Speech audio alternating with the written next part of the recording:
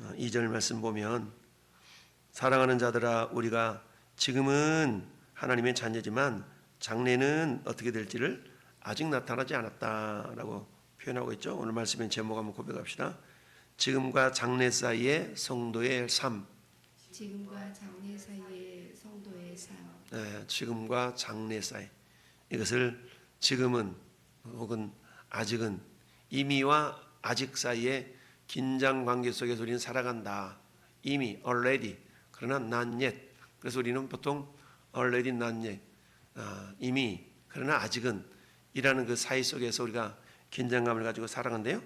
이것을 본문 속에서는 지금과 장래, 지금은 하나님의 자녀에게는 자녀이지만 완전한 그 하나님의 자녀의 영광을 누리는 모습을 세상 사람들은 모른다라는 얘기입니다. 그러나 장래, 예수 그리스도께서 이 땅에 다시 오실 때 파루시아, 주님의 나타나심, 재림하심, 이런 용어인데요. 자, 그래서 28절 보면 자녀들아, 자녀들아, 이 자녀들아는 아이들아라는 단어보다 더 친밀한 그런 표현이라 그랬죠. 그래서 자녀들아, 테크논, 테크노니아, 테크노, 테크니아, 이런 다양한 표현이 있는데요. 자녀들아, 테크니아, 이제 그 안에 거하라. 이는 주께서 나타나신 바가 되면 그가 강림하실 때에 우리로 담대함을 얻어 그 앞에 부끄럽지 않게 하려 함이라. 우리가 거한다, 어디 안에 머문다, 이런 뜻이죠. 거한다. 또 차 그 내리지 말고 차 안에 그대로 있어. 이게 머문다라는 의미가 그런 개념이죠. 메노라는 단어인데요. 머문다. 너 어디 어디에 머문다. 우리가 주님 안에 거한다. 주님 안에 머문다. 여러분 어떻게 주님이 자동차도 아닌데 주님 안에 머물 수가 있겠어요? 그런 성경의 전체적인 흐름 속에서 우리에게 말씀하신 바는, 야, 내가 네 안에, 네가 내 안에 있다. 내가 마치 하나님이 내 안에 계시고 내가 하나님 안에 있는 것처럼 너희는 내 안에 있으라, 내 안에 거하라 라고 말씀하고 있죠. 결국 우리가 주님 안에 거한다라는 말은 뭐겠어요? 요한복음 15장에 나는 참 포도나무요, 너희는 가지고, 예수님은 농부다 라고 말씀하고 있죠. 우리 주님이 포도나무고 우리가 가지. 그럼 가지와 포도나무의 관계는 어떤 관계여야 됩니까? 붙어있는 관계여야 되겠죠. 이처럼 가지와 나무가 붙어있는 관계를 다른 말로 말하면 거한다라고 표현할 수가 있죠. 그럼 우리는 이미 성령으로 말미암아 주님과 연결된 존재들이잖아요. 우리 안에, 주님이 우리 안에, 우리가 주님 안에 있다는 건 결국 볼지어다 내가 문 밖에 서서 두드리노니 누구든지 내 음성을 듣고 문을 열면, 어떤 문을 열어요? 현관문 여는 게 아니라 마음의 문을 열면 내가 그에게로 들어가 그로 더불어 먹고 그런 나로 더불어 먹으리라 라고 계시록 3장 20절은 말씀하고 있죠. 결국 문을 연다라는 말을 요한복음 1장 12절에서는 영접한다라는 말로 표현하고 있죠. 그래서 영접하는 자, 곧 그 이름을 믿는 자들. 그럼 예수님을 우리가 어떻게 내 안에 모셔드리느냐? 그걸 보니까 영접이라는 것인데, 영접이라는 건 뭐냐 보니까 또 그 이름 예수 그리스도를 믿는 거다. 그 이름 예수를 믿는 건데, 예수라는 이름의 뜻은 구원자라는 뜻 아니겠습니까? 그러면 예수님을 내 인생의 구원자로 받아들이기 위한 전제 조건은 뭐겠어요? 내가 죄인이다라는 얘기죠. 내가 죄인이다. 그러니까 내가 죄인인 것을 우리가 스스로 인정하지 아니하면 결코 예수님을 내 구원자로 신하고 인정하고 영접할 수가 없는 거 아니겠습니까? 여러분, 물에 빠져 있는 사람이 허우적거리면서 나는 괜찮아, 나는 괜찮아, 이래가지고는 구원받을 수가 없죠. 빨리 나를 꺼내줘 해야만이 꺼내줌을 당할 수가 있는 것처럼, 이처럼 내가 주님 안에, 주님이 내 안에 거하고 있다는 것은 보니까 영접하는 거구나. 그럼 영접은 뭐냐? 그 이름을 믿는 거구나. 그 이름이 뭔데? 예수. 예수라는 이름의 뜻은 자기 백성을 그들의 죄에서 구원할 자, 구원자라는 얘기죠. 여러분, 구원이라는 단어가 적용되기 위해서는 어떻습니까? 내가 이미 구원받아야 될 상태에 있다는 건데, 구원받아야 될 상태는 뭡니까? 내가 죄 가운데 있다라는 얘기죠. 인간은 스스로 절대적으로 해결할 수 없는 두 가지 문제에 봉착해 있다 그랬죠. 그 두 가지, 인간 스스로 해결할 수 없는 두 가지 문제로부터 건진받는 것이 구원인데 그 구원이라는 건 결코 인간 스스로는 할 수 없다. 그게 뭐냐? 죄의 문제와 죽음의 문제라는 얘기죠. 여러분, 죄와 죽음, 죄와 사망의 문제는 인간의 어떤 권세로도 어떤 투기 영화로도 결코 해결할 수 없기에 구원자가 필요합니다. 근데 인간은 구원자가 될 수 없죠. 왜요? 모든 사람이 죄를 범하였음에 하나님의 영광이 이르지 못하더니 의인은 없나니 하나도 없으며 이처럼 의인은 없고 모든 사람이 죄를 범하였기 때문에 죄인이 죄인을 구원할 수가 없죠. 물에 빠져 허우적거리는 사람이 물에 빠져 허우적거리는 또 다른 사람을 건져낼 수가 없죠. 같이 그냥 부여자고 죽죠. 그러니까 인간이 아는 어떤 존재가 구원자로 이 땅에 오셔야 되죠. 그래서 하나님이 친히 인간의 모습으로 이 땅에 오신 분이 예수님이시다. 따라서 예수님을 믿는다는 얘기는 뭡니까? 하나님이 죄 없으신 주님이 이 땅에 죄 있는 인간의 모습으로 오셔서 우리 모든 죄 문제를 해결하시려고 오셨구나 라는 것을 인정하고 그를 내 안에 구주로 영접하는 자, 그 이름을 믿는 자들에게는 하나님의 자녀가 되는 게 그런 권세가 주어졌다라는 얘기죠. 이처럼 거하라, 거한다라는 단어 속에는 이런 또 큰 의미가 담겨져 있습니다. 그래서 이제 그 안에 거하라, 이는 주께서 나타나신 바가 되면, 주님이 재림하실 때가 되면, 파로시아 재림하실 때가 되면 그가 강림하실 때에 우리로 담대함을 얻어서 그 앞에 부끄럽지 않게 하려 함이라. 부끄럽지 않게 하려. 왜요? 이미 우리는 하나님의 자녀지만 여전히 불완전한 죄악이 관영한 세상 속에 살다 보니까 어때요? 우리 믿는 사람이나 믿지 않는 사람이나 동일한 환경에 노출되어 있는 거 아니겠어요? 그러다 보니까 우리들도 어때요? 고난이 직면해 있고요, 고통이 우리에게 임할 수가 있고요, 다양한 그런 어려움 속에 있다는 얘기죠. 그러나 만약에 이런 상태로 천국에 그대로 들어간다 그러면 어떻게 되겠어요? 굉장히 억울하겠죠.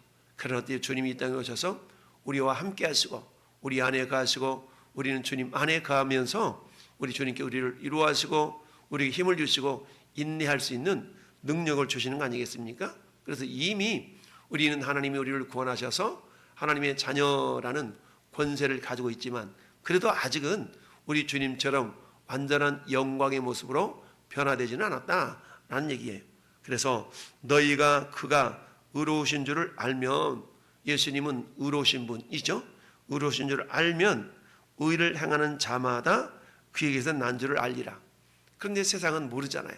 우리가 의로운 행위를 하는 것을 우리가 이렇게 보면 저분이 예수 믿는 사람이구나. 우리는 알아요. 근데 세상은 그를 알지 못하죠. 왜냐하면 그들의 눈이 가려져 있기 때문에 세상 신이 그들의 마음을 혼미케 하여 그리스도의 영광의 복음의 광채를 비치지 못하게 하미니 그리스도는 하나님의 아들이다, 하나님의 형체, 본체시다 라는 것을 우리에게 말씀하고 있어요. 따라서 이미와 아직 사이에 살아가고 있는 성도들의 모습은 물론 첫째는 여러 가지 고난에 직면할 수 있지만 그 고난을 담대하게 당당하게 이겨낼 수 있는 까닭은 뭐냐? 그것은 2절 말씀처럼 장래에 어떻게 될지 아직은 나타나지 않았지만 주님이 오시는 그날에 어떻게 돼요? 우리가 그의 참모습 그대로 우리가 변화되어질 수 있기 때문이다 라는 얘기입니다. 그래서 주님이 다시 오시는 그날에 우리도 완전한 모습으로 영광스러운 모습으로 변화가 되어진다라는 얘기죠. 따라서 우리는 죄인 되었을 때에 하나님께서 우리를 위하여 당신의 독생자 예수 그리스도를 죽이심으로 말미암아 우리에 대한 당신의 사랑을 확증했다라 그러죠. 1절에 보라 하나님께서 어떤 사랑을 우리에게 베푸사 하나님의 자녀라 일컬음을 받게 하셨는가.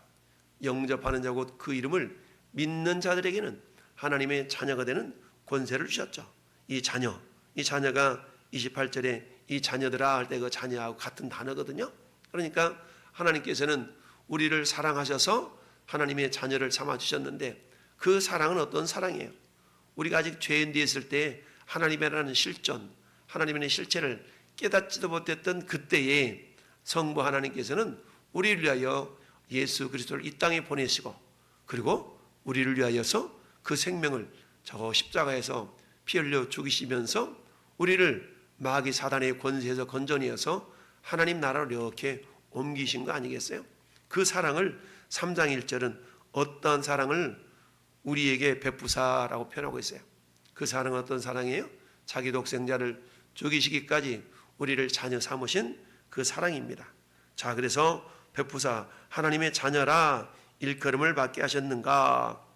우리가 그러하도다. 나라는 존재가, 우리라는 존재가 그와 같이 하나님의 사랑을 받은 존재다라는 이야기입니다. 그래서 우리가 그러하도다.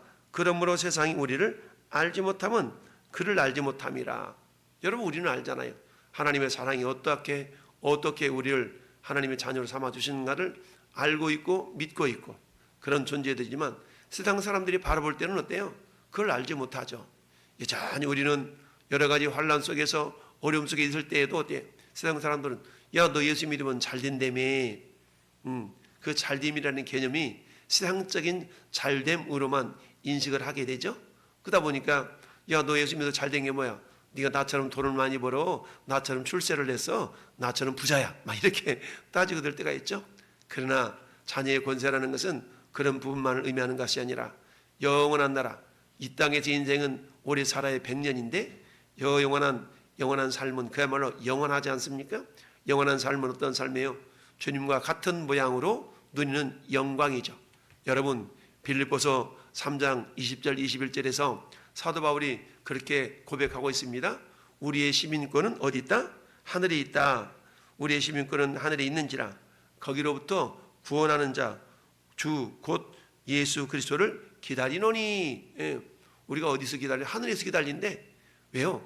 우리는 이미 에베소서 2장 2절에 있는 말씀처럼 2장에 있는 말씀처럼 우리가 예수님과 함께 하늘에 앉히운 바가 되었다 그랬죠?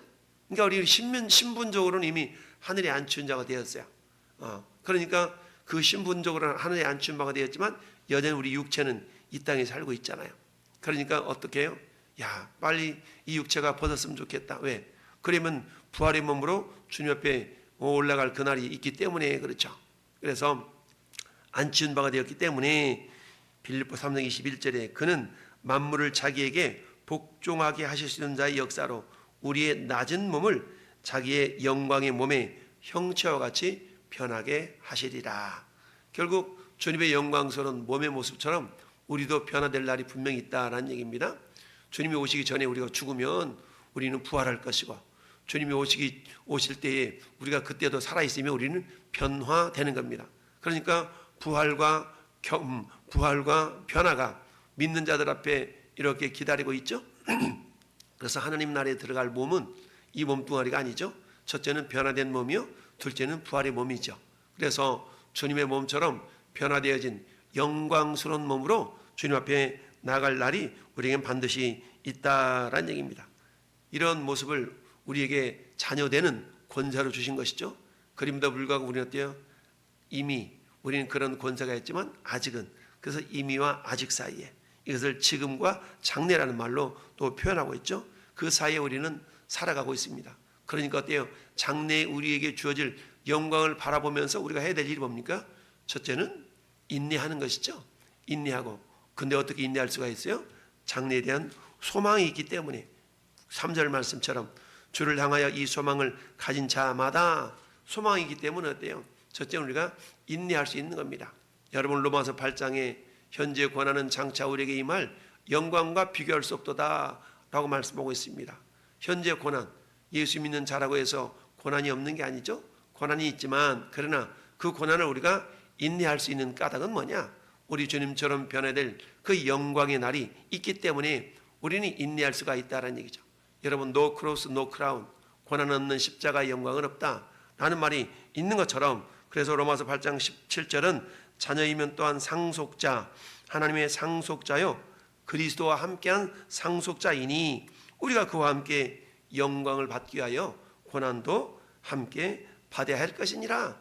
근데 그 고난이라는 것은 장차 우리에게 나타날 영광과 비교할 수 없는 그런 고난이라는 얘기죠. 그러니까 잠시의 고난과 영원한 영광, 이게 굉장한 의미가 있는 거 아니겠습니까? 그러다 보니까 어때요? 주님이 다시 오신 날 우리는 주님의 거룩한 신부들로 부름을 받잖아요. 그렇기 때문에 이 땅에서는 주님의 신부의 특징은 거룩함이거든요.